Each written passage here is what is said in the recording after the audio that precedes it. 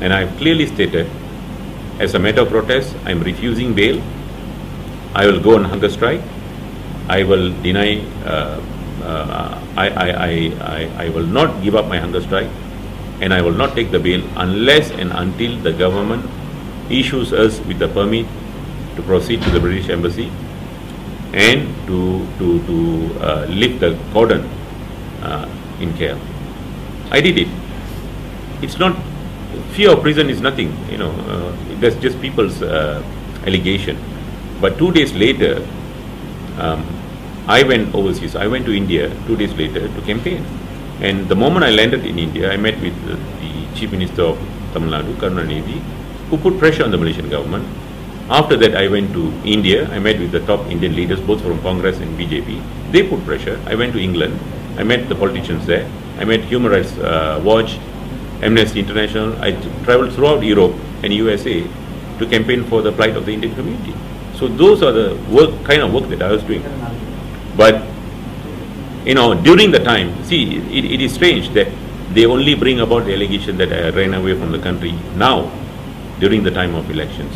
All the while, during the time when I was overseas, they appreciated the work that I did for their release and also the work that I did for the people. But suddenly now, you know, I'm labeled as a coward who ran away. You know, I find it funny, and I find it a bit silly that they are saying such things. Well, I do not want to criticize them. Let them say what they want to, but I've got a mission, and my mission is the poor and underclass Indians. There is a rumor saying that you have already planned a deal. You have a deal with Barisan National Government before even coming back, before even returning home from UK. And they also said that now the post of Deputy Minister and the entire thing has been pre-planned. Whatever that I do that doesn't favor the opposition parties are all pre-planned. Whatever that I do that favors them is all good in their eyes. Good, well done, you know. But whatever that I do which goes against them is not acceptable. When I wanted to come back, when I was stranded in UK in 2008, when the government revoked my passport, I sent a delegation. My wife and my daughter went to Kitsiang, showed her the letter from the showed Mr. Kitsiang the letter from the British Home Office to confirm that my passport was revoked, and asked Mr. Kitsiang to raise the matter in Parliament. What did he do? Nothing. None of the opposition members spoke on my behalf in Parliament. None of them issued any statements that the government should allow me back. They were happy that I was overseas. You know why? Because it is easy for them. They do not want political advocates like us. We are not politicians. We are political advocates who bring about change. They don't need us. They only use us for their political benefits. Okay, they didn't want us back. None of them also campaigned or spoke for the release of the 5. We asked them to raise the motion in Parliament for the release of 5. None of them did it. We asked them to walk over. We said, look, we campaigned hard for you to win in Parliament. You have never won so many seats in Parliament. 80, almost 80 I think, 80 seats. We urge all 80 members of Parliament to raise in Parliament and walk out from Parliament. They refused to do that.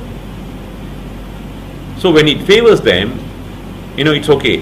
Whatever that doesn't favor them is seen as a pre-plan, everything was done, you know. When I came to, before coming to Malaysia, I had to come to Singapore. I had to enter Malaysia through Singapore. And I used my own channel. I went to the United Nations a week before. I've been communicating with them months before to tell them I'm going back. I communicated with them, and I went to UN about a week before. About 3 parliamentarians, London parliamentarians, wrote to the Malaysian High Commission and the Malaysian government, urging them to allow me to enter the country. My political friends from India wrote to the Malaysian government. Many NGOs throughout the world wrote to the Malaysian government for my return, for me to be allowed to come into Malaysia. And when I came to Singapore, I made it very clear, I'm coming into the country on 1st August with or without the passport. I made it very clear. They can do whatever they want. They could arrest me. And arrangements were made by the British government to send their representatives in Singapore at the crossing point and by the United Nations to the crossing point to witness what happens at the crossing point. And all this was relayed to them by my solicitor in London. And obviously the Malaysian government didn't want a controversy. But none of these people spoke for my return. How come nobody asked them? A lawyer stranded overseas. Even the Bar Council didn't come to my aid, didn't speak for me. My right was infringed. I've been denied my right to enter the country. I've been denied my right as a citizen to enjoy my citizenship, my right to travel freely abroad, my right to family life. Everything was denied, but nobody spoke for us. But when I do things on my own, I work out things on my own, using my own ability, using my international contacts and my local contacts and the HINRAF leadership locally, did various campaigns to put pressure on the government to allow me to return. None of them said anything. No doubt Uday Kumar was the legal advisor of HINRAF, and upon his release in 2009, he formed the Human Rights Party Malaysia. You are right. He wanted a political party because he felt that he has to take the issue to Parliament. He felt that being an NGO was not enough to address the issue. He wanted to find solution, and his solution was going to Parliament. He says that he has given it careful thought, and during his 514 days incarceration, he's written a book called The Political Empowerment of the Indian Community. And he believes that only by forming a political party and going into Parliament, he can bring about change. When he was released, he met me in London. That's what he told me. He told me of his desire to form a political party. I didn't object. I warned him that political party would be a failure. I warned him. But I didn't object. I assured him that I will do whatever necessary on my part to assist him.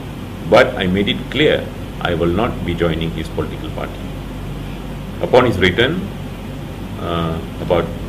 from England, after visiting me, about a month later, he formed the Human Rights Party. He organized a grand launching of the party in Klang, attended by over 2,000 HINRAF supporters and members of public. And then he went around throughout the country forming Human Rights Party offices in all states. Within 2 years, he worked on his party for 2 years. He issued statements under Human Rights Party as a Secretary General, pro-time Secretary General of Human Rights Party. And he did his job for 2 years. After 2 years, he realized he has failed. He realized his party has failed. He realized that his political party would not survive. Well, I think a good politician should admit defeat and plan ahead and plan what next. In this case, now that his belief was that HINRAF as an NGO would not be able to bring its voice to Parliament. But we have succeeded. This is what we wanted. This is what we have been fighting for. We wanted voice of the Indian community in Parliament. We wanted solution to the long-standing problems of the Indian community. This is what we wanted, and we got it. And we got it in writing, and we got a binding agreement. And now, with the appointment in the Senate and also as a deputy minister to implement the various programs that will uplift the plight of the Indian poor, I think it's a great achievement being an NGO, and this is unprecedented in Malaysia. I don't think any members of NGO has been appointed as a deputy minister to carry out programs specifically for the issues that they raised. This is unprecedented. He should be happy that finally we have got it. But for him to say now he is sacking me, I find it ridiculous that being the Secretary General of a Human Rights Party, he can sack someone from HINRAF. I find it absolutely ridiculous. I think he should just admit defeat and move on.